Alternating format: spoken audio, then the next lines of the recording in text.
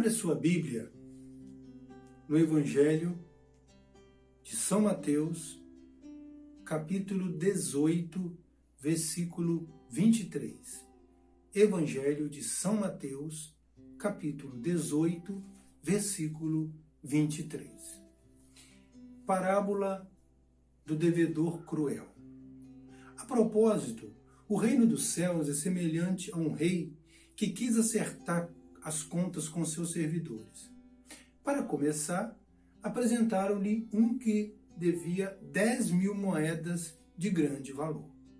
Como não tinha com que pagar, ordenou ao Senhor que o vendesse com sua mulher, seus filhos e todos os bens que possuía, para que desse modo saldasse a dívida.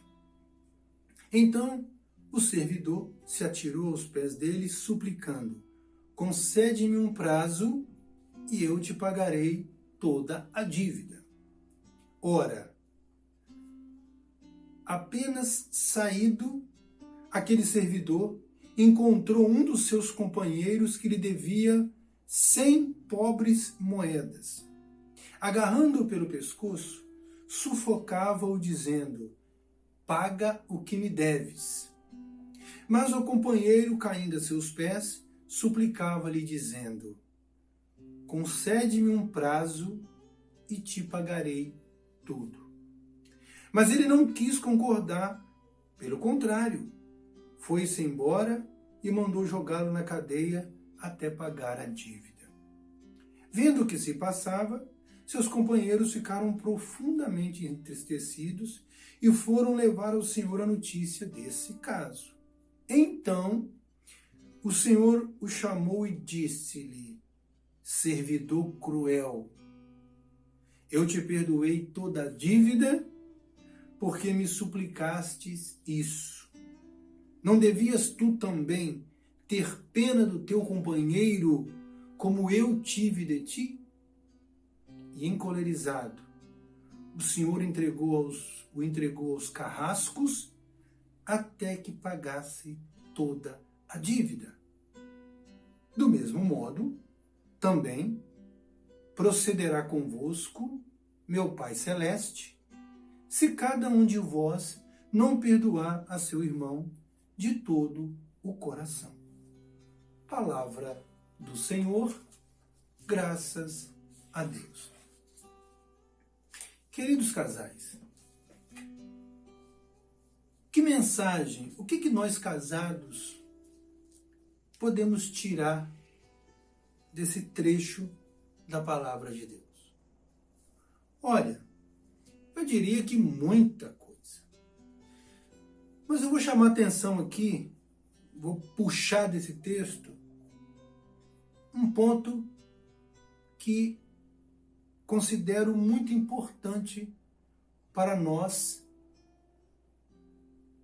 que temos vida conjugal, que somos casados.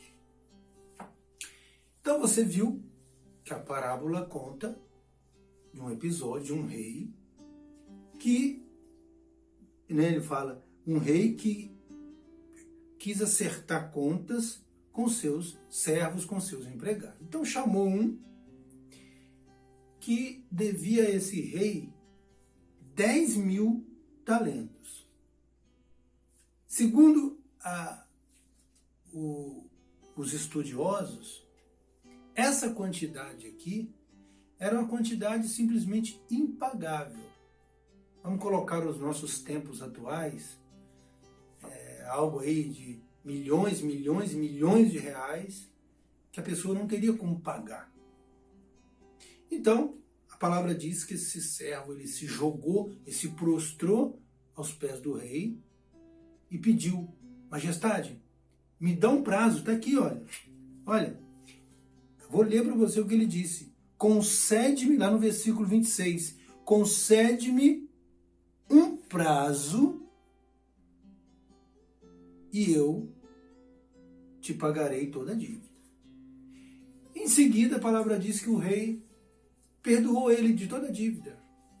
O rei disse: olha, você está liberado da sua dívida, rasguei as promissórias, rasguei todo qualquer documento que te obrigava a você me pagar, Então, você está liberado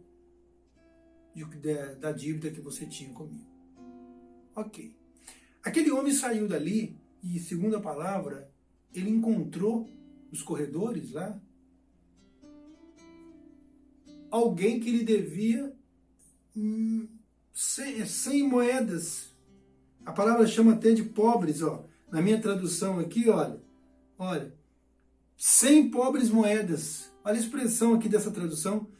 Ele encontrou alguém que lhe devia 100 pobres moedas, ou seja, 100 reais. Trazendo para o nosso tempo, enquanto ele devia milhões, milhões e milhões de reais ao rei, era uma dívida impagável, a pessoa que ele encontrou no corredor lá, do palácio do rei, devia 100 reais. Ele agarrou no pescoço daquele homem e disse: me paga o que você me deve. E aquele homem, da mesma forma, falou: olha, me dá um prazo que eu não tenho esse dinheiro agora, mas eu vou te pagar. Ele não quis saber. Mandou prender o homem até que ele pagasse o último centavo. E aí você já sabe desenrolar da parábola, né? Algumas pessoas viram aquilo, foram contar para o rei mandou buscar ele de novo e falou: olha, mas eu não perdoei você toda a sua dívida. Você não poderia ter tido de misericórdia? Você não poderia ter tido compaixão daquele homem que te devia uma quantia irrisória? E aí o rei então mudou de ideia, ele foi entregue aos torturadores e teve que pagar centavo por centavo do que ele devia. Eu vou contar para vocês um episódio de um casal que recebeu um atendimento de terapia. A esposa chegou na sessão e relatou o seguinte: que ela estava com o coração muito ferido, ela estava muito decepcionada no casamento, estava muito decepcionada com o marido, muito desanimada, ressentida com o esposo, por uma série de coisas que estavam acontecendo no relacionamento deles. Então, ela foi trazendo o seguinte: que quando eles se conheceram na faculdade, ela se encantou com esse rapaz pelos atributos que ele trazia naquele momento. Era um líder espiritual, era um rapaz disciplinado, com pegada, determinado, estudioso, aplicado nas coisas. Então ela olhou para aquele rapaz e se encantou com aquilo que ela viu. Então ela disse para si mesma: esse é o homem que eu quero para minha vida. E se aproximou dele, então teve início o namoro, noivaram, depois se casaram. Só que logo após o casamento, conta ela, né? Contando ela na sessão, ela foi percebendo que toda aquela expectativa que ela criou daquele rapaz, tudo aquilo que ela viu nele lá no tempo de escola, jovem, as expectativas que ela lançou, que ela teve dele, né? E as expectativas que ele inconscientemente acabou lançando sobre ela, aquilo foi deixando de existir no casamento. Ele se apresentou, depois do casamento, ele se apresentou um homem procrastinador, preguiçoso, não queria trabalhar, não parava em emprego nenhum, desanimado, bagunceiro, não dava devida atenção para ela, relaxado nas coisas. Então ela foi se decepcionando com ele e caiu numa frustração e chegou à seguinte conclusão: fui enganada. Eu fui enganada por esse cara. E aí, é como se ela tivesse chegado, a reação dela naquele momento, a crise no casamento, a decisão de querer se separar dele, a busca de ajuda de um profissional de terapia, ela tava passando para ele a seguinte mensagem: paga aquilo que você me deve. Porque você me deve aquelas expectativas que eu lancei sobre você lá no tempo de escola. Tudo aquilo que eu vi em você lá, você me deve tudo aquilo. Você me deve aquele homem que eu vi lá na juventude, na faculdade. Aquele líder, aquele homem aplicado, trabalhador, determinado, carinhoso. Você me deve aquele homem que eu vi lá. Você me enganou, você paga o que me deves. É como se ela tivesse agarrado no pescoço do marido, como esse homem da parábola fez, e exigindo dele: paga o que me deves, você me deve tudo aquilo que eu imaginei que você era lá na juventude. E da mesma forma, quando o terapeuta foi ouvir o rapaz, o esposo, ele começou a contar que quando ele conheceu a esposa, ele viu uma moça caprichosa, com o quarto dela organizadinho, dedicada, andava bem arrumadinha, bonita, cabelo penteado, bem cuidado. Era uma moça encantadora.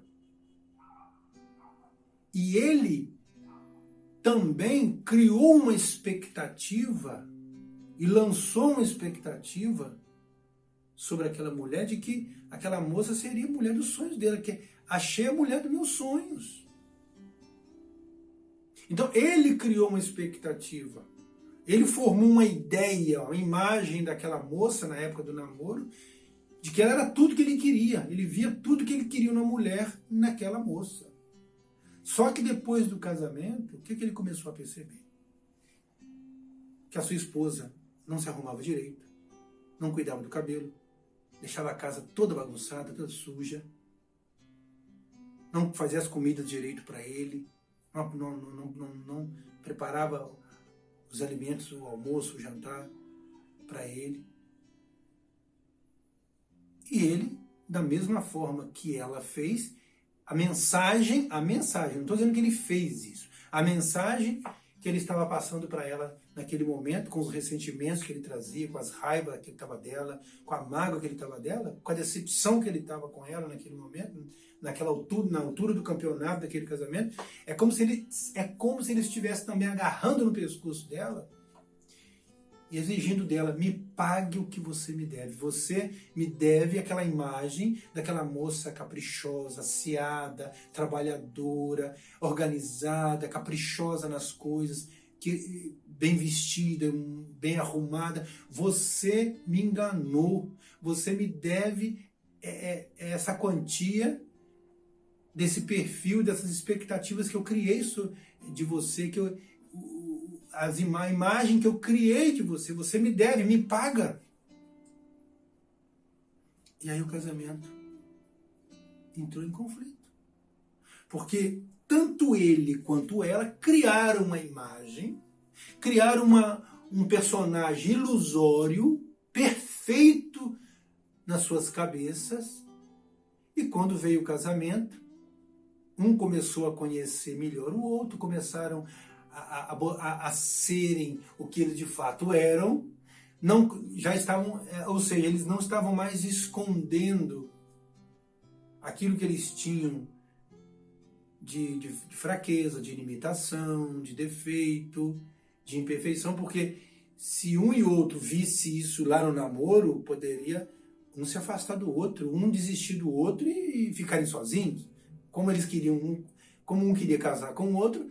Então vamos deixar quieto os problemas, as dificuldades, os defeitos, e vamos botar em evidência só aquilo que a gente aparentemente parece ter de bom. Eu não sei se isso é uma realidade no seu casamento. E se não for, graças a Deus, Deus seja louvado. Mas se você está vivendo realidade, se você está vivendo hoje, dentro do seu casamento, uma realidade parecida com a desse casal, é muito importante que você, em primeiro lugar, trabalhe algo que a gente chama de aceitação do outro do jeito que ele é. Veja bem, ninguém muda ninguém. Se alguém algum dia disse para você que uma pessoa consegue mudar a outra, é mentira. Marido não muda a esposa não muda o marido.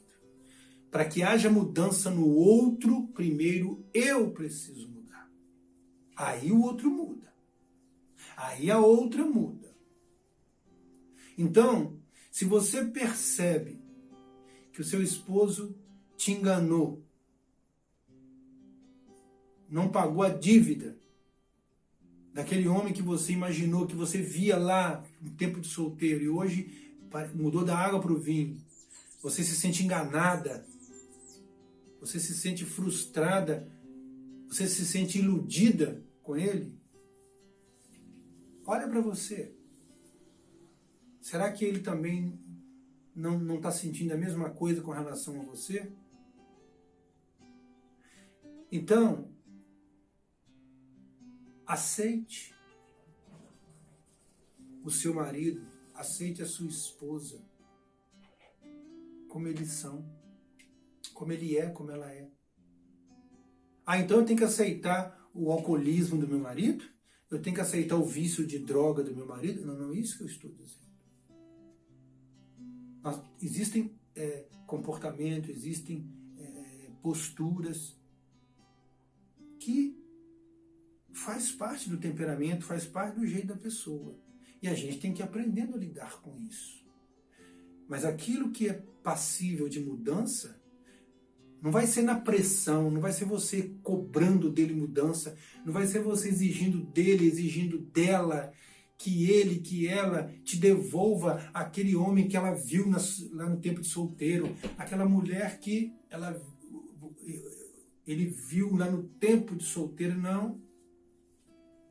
Ninguém muda ninguém. O outro muda pela minha mudança. Se eu mudar primeiro, se eu começar a me corrigir primeiro, o outro vai mudar. Mas tem outro caminho? Não. Ah, mas eu tô nessa luta tem muito tempo. Eu estou mudando, eu estou fazendo diferente, mas ele não muda. Eu estou me esforçando, eu estou me dedicando, mas ela não muda. Pode demorar um pouco essa estrada, mas não tem outra opção, não. Você muda primeiro, você começa a olhar para você e ver onde tem fraqueza em você, onde tem imperfeição em você, onde tem miséria em você, onde tem defeito em você. E começa a reconhecer que você é humano, que você é humana, que você não é o Superman, que você não é a Mulher Maravilha, que você tem uma coisa chamada humanidade, que você não é anjo, que ela não é anjo, que somos dependentes de Deus, que nós precisamos da graça de Deus, de que todo mundo erra, de que todo mundo tem defeito, que todo mundo peca. Aí já vai ser um grande passo para a gente, para cada um de nós olhar para dentro de cada um e começar a perceber, olha, eu preciso mudar nisso, eu preciso mudar naquilo, eu vou mudar nisso, eu vou mudar naquilo. Se eu não conseguir mudar sozinho, eu vou pedir ajuda. Se ocupe com você. Eu te garanto. Esse investimento que você fizer em você, de você mudar, de ser diferente, de reconhecer suas fraquezas, reconhecer aquilo que você não tem conseguido mudar em você, automaticamente ele vai mudar, ela vai mudar. Então tira da sua cabeça essa ideia errada, essa ilusão de que você vai mudar alguém. que você vai exigir, vai ameaçar, se você não mudar eu vou embora daqui, se você não mudar eu vou pedir separação, se você não mudar eu vou levar nossos filhos embora comigo, se você não mudar você some daqui. Não existe isso. Essa estrada é complicada, não vai chegar no abismo. A palavra foi clara. E uma pergunta que a gente poderia fazer aqui. Aquele homem, ele mal tinha saído da presença do rei, que tinha perdoado ele toda a dívida. E talvez você poderia fazer a seguinte pergunta: mas por que logo que ele saiu da presença do rei, ele agarrou no pescoço daquele homem que devia para ele uma quantia irrisória? Eu te explico. É porque ele não ouviu. Ele estava tão baratinado, ele estava tão desesperado, ele estava tão amedrontado pela dívida que ele tinha com o rei, que ele não teve ouvidos para escutar que o rei tinha perdoado toda a dívida dele.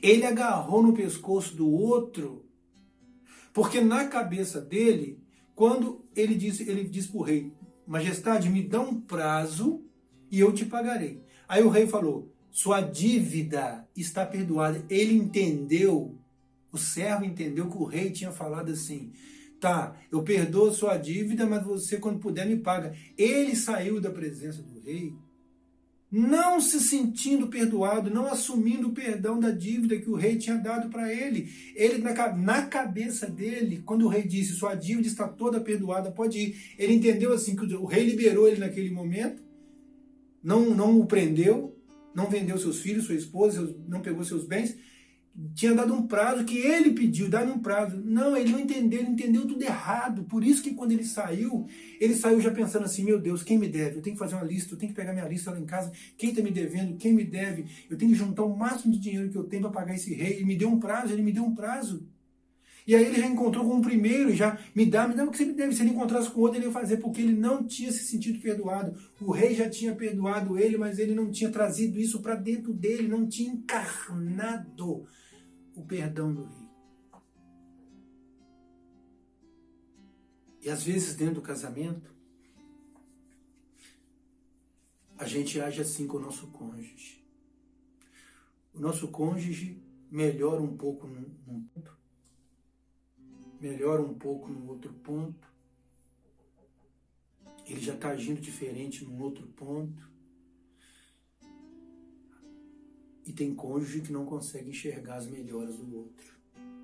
Está tão fixado nos defeitos do cônjuge, está tão fixado nos pecados que ele comete, no jeitão dele, que não tem olhos para perceber que ele já melhorou um pouco, que ele já mudou, que ele está se esforçando para mudar, que ele está buscando ajuda, mas parece que não tem olhos para isso, só vê os defeitos, as falhas, as fraquezas, as limitações, coloca a lupa, lente de aumento nas dificuldades, nas fraquezas do outro. Quem age assim? Marido que age assim para com a esposa, esposa que age assim para com o marido, está fazendo como esse servo aqui, que foi perdoado pelo rei, mas não ouviu. A coisa não entrou no coração dele, ele achou que o rei tinha dado um prazo para ele. E já sai agarrando no pescoço de quem está na frente para pagar ele, porque ele tem que pagar o rei. Às vezes a gente vê isso no casamento. A esposa está se esforçando para mudar, está tentando melhorar, está tentando acertar, não vacilar, não agir com displicência nas coisas. Ela está se esforçando para deixar o carro certinho, com gasolina, com tanque cheio, porque o marido tem que sair depois. Deixa o carro limpo. Mas parece que tem marido que não enxerga.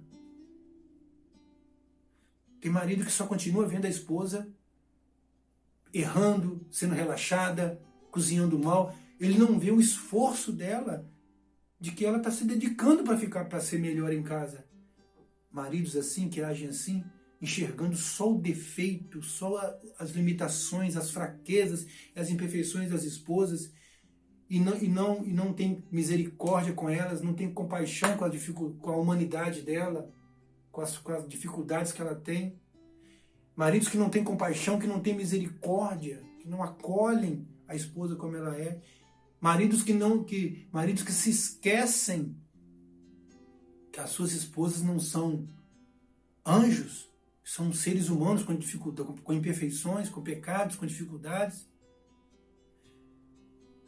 Estão agindo como esse servo aqui, ó, que agarrou o primeiro que encontrou pelo escorredor do palácio, exigindo: me dá o que você me deve. E a gente tem visto isso em muitos lares. Você me deve comida boa, você me deve sexo a hora que eu quero, você me deve roupa lavadinha, cheirosinha, você me deve casa limpa, você me deve filhos com saúde, você me deve prazer, você me deve sossego. Você me deve conta bancária gorda. Você me deve um carro do ano. Você me deve as melhores roupas, os melhores vestidos. Você me deve um plano de saúde top. Você me deve viagens internacionais. Você me deve faculdade de luxo para os meus filhos, para os nossos filhos. Você me deve moradia num bairro chique, num bairro nobre. Você me deve um salão caríssimo, um salão de beleza para eu me embelezar nos salões mais caros da cidade. Muitas vezes nós ficamos cobrando dívidas um do outro. Isso vai desgastando, isso vai sufocando, isso vai matando o casamento. E ficamos como esse homem aqui, ó, angustiado, amedrontado, aterrorizado, sofrendo. Que o Senhor nos dê a graça de nós fazermos uma reflexão do que nós temos sido para o nosso cônjuge. Que o Senhor nos dê a graça de nós fazermos uma reflexão, de olharmos para dentro de nós mesmos e enxergarmos o que temos sido para os nossos cônjuges. Por que meu cônjuge não muda? Por que meu cônjuge não muda? Será que a culpa é só dele? Claro que tem a parte dele, mas até onde eu também estou colaborando para ele continuar do jeito que ele está, nos vícios, no erro? Até quando eu estou contribuindo para ela continuar assim? Que o Senhor nos abençoe, nos dê a graça de nós refletirmos sobre isso. Que essa palavra possa produzir frutos na nossa vida, no nosso casamento, de forma que a gente consiga enxergar o outro como alguém essencial na nossa vida. Que Deus nos deu a graça de nos unir a ela. Que Deus nos deu a graça de nos unir a ela, para que a gente caminhe para a santidade, para que a gente alcance o céu juntos. Eu casei com ele, eu me casei com ela porque eu quero o céu, junto com ele, junto com ela. Eu casei com ele, eu casei com ela porque eu quero ajuda na minha santidade. Eu ajudando ele a se santificar, ela me ajudando a me santificar. Ele tem defeitos, mas ele tem qualidades também. Ela tem defeitos, mas ela tem qualidades também. E que Deus nos dê a graça de nós olharmos aquilo de bom que os nossos cônjuges têm e ajudá-los a valorizar isso. Mas também aceitando, sendo humilde, sendo misericordioso com as fraquezas, misérias, quedas e limitações do outro. Que Deus coloque no nosso coração a misericórdia, a compaixão pelo outro dentro do casamento. Porque se não tiver misericórdia, se não tiver compaixão, esse casamento não vai durar, porque ninguém é perfeito, só Deus é perfeito. Então ninguém tem que ficar jogando na cara do outro pecados, defeitos, não, e nem exigindo do outro perfeição. Porque perfeito é só Deus. Amém? Em nome do Pai, do Filho e do Espírito Santo. Amém. Deus te abençoe. Até a próxima.